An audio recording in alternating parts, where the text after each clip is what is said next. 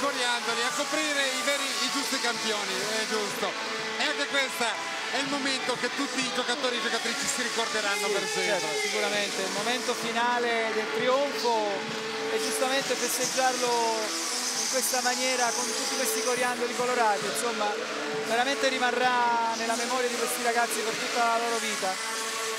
E quindi siamo arrivati in conclusione dopo aver partecipato a questa bella manifestazione di gioventù, le giovanili, il futuro della nostra pallavolo. Noi abbiamo visto trionfare Trentino per il maschile e Lombardia per il femminile.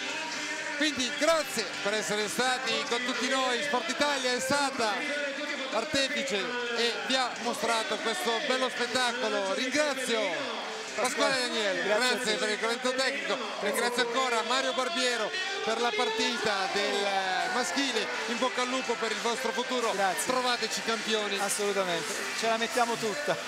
Un saluto da Mirko Gatti e buon proseguimento con i programmi di Sport Italia.